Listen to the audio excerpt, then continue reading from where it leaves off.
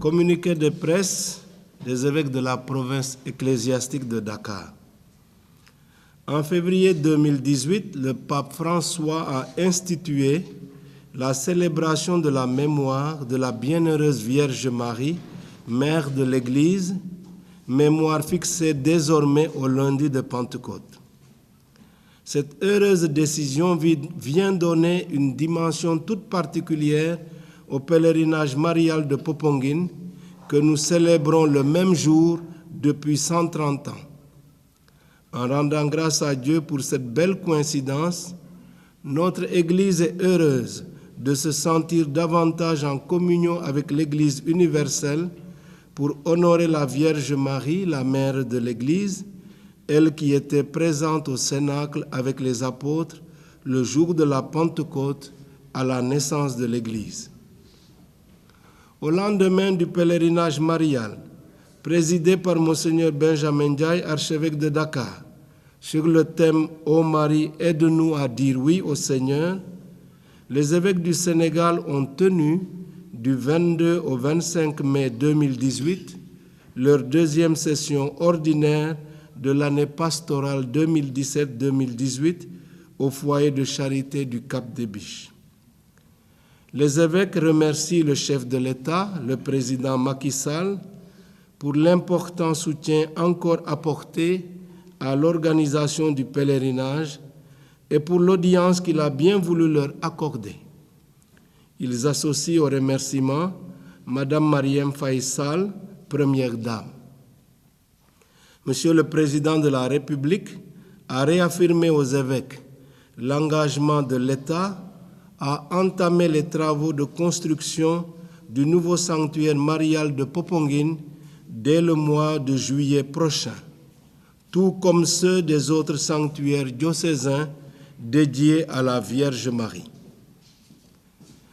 Les évêques expriment leur profonde gratitude à l'ensemble du gouvernement du Sénégal, à l'administration, aux forces de sécurité et de défense et à tous les services déconcentrés de l'État pour leur participation à la pleine réussite de la 130e édition du pèlerinage. Leurs remerciements vont à toutes les sociétés et à toutes les personnes de bonne volonté qui ont apporté leur contribution. Les évêques expriment enfin, de manière particulière, leur gratitude à tous ceux et celles qui se sont impliqués dans la préparation, l'organisation et l'animation du pèlerinage en collaboration avec le comité national.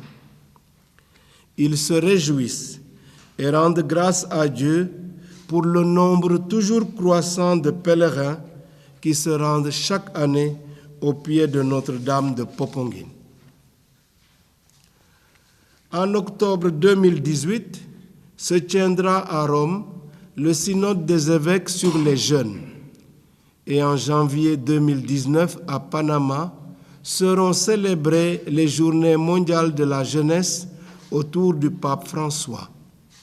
Dans ce contexte de la vie de l'Église universelle, les évêques exhortent les jeunes chrétiens à se mettre quotidiennement à l'écoute du Christ et à l'école de la Vierge Marie, l'humble servante du Seigneur, qui, par son oui à Dieu, s'est rendue toute disponible à collaborer à l'œuvre de Dieu.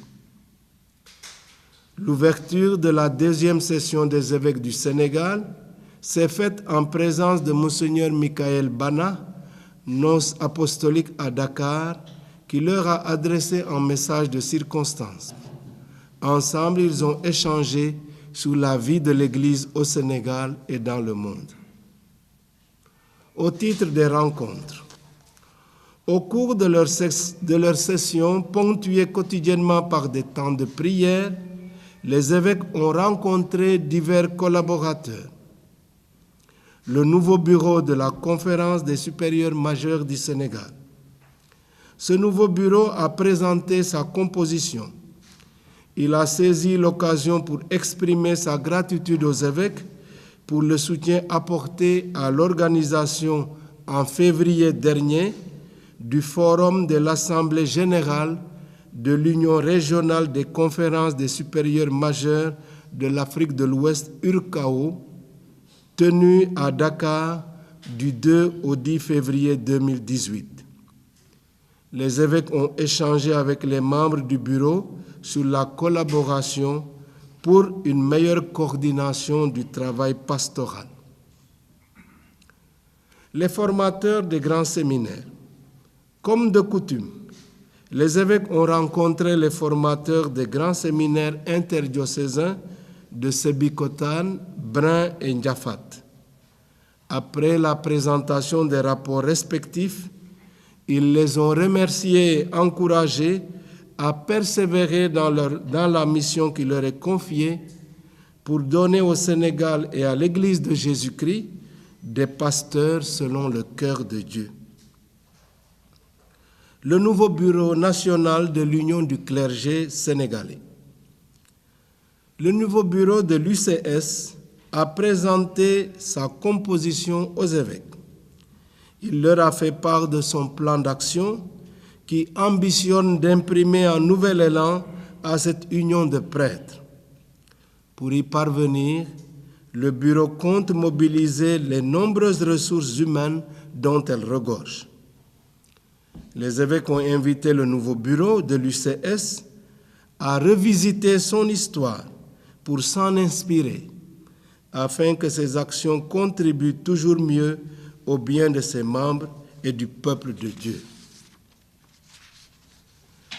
Le Bureau national de la coordination des unions diocésaines des associations féminines catholiques du Sénégal, CUDAF-CS. En rencontrant le Bureau national de la coordination des unions diocésaines des associations féminines catholiques du Sénégal, les évêques ont voulu manifester leur attention et leur sollicitude envers les femmes catholiques. Ils les ont remerciées pour leur engagement au service de l'Église, tout en les exhortant vivement à l'unité qui découle de leur appartenance à Jésus-Christ. Ils les ont assurés de leur prière et de leur soutien dans l'organisation de la prochaine Assemblée mondiale des femmes catholiques qui aura lieu au Sénégal du 15 au 22 octobre 2018.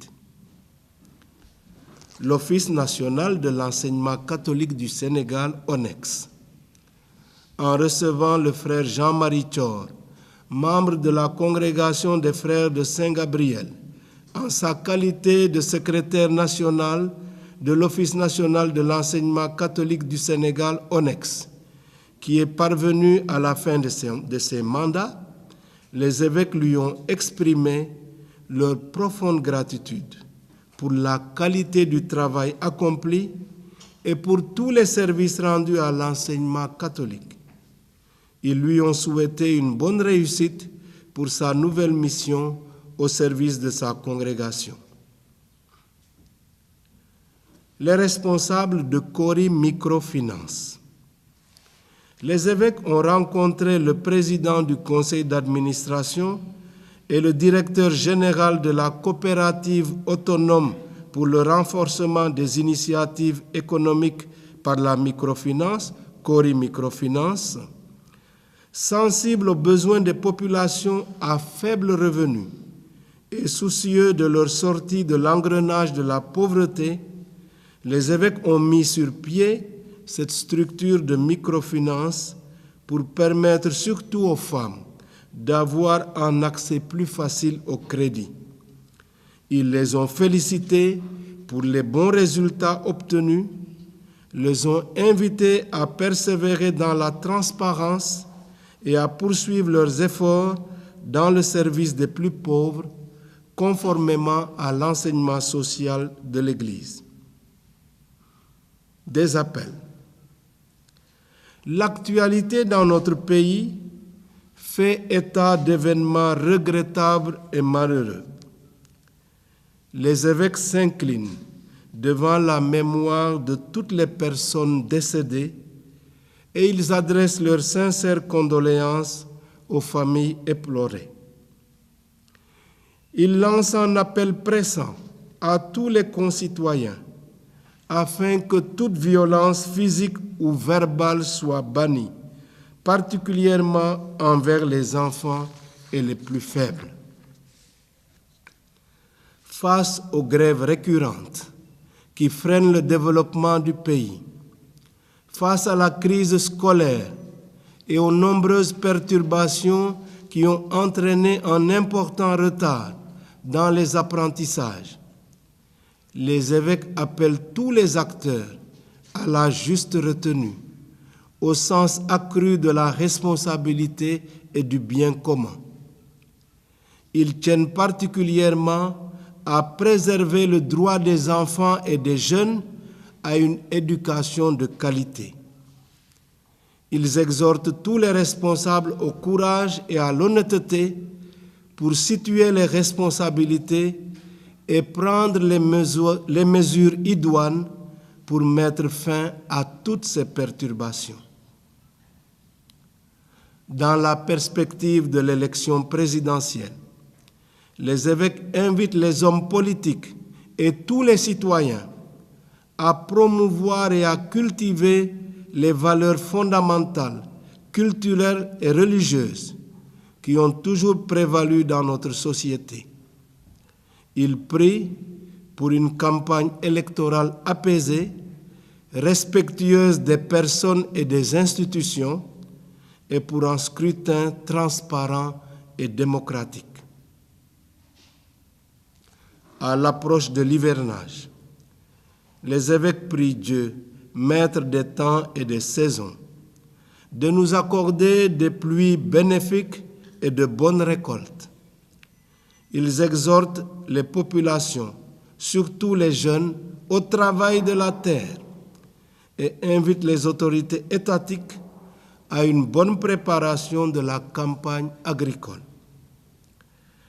Par l'intercession de la bienheureuse Vierge Marie, Mère de l'Église, Notre-Dame de la Délivrance de Popenguine, ils implorent les bénédictions divines sur le Sénégal, ses décideurs, ses familles et ses habitants. Fait au Cap des Biches, le 25 mai 2018, les évêques du Sénégal.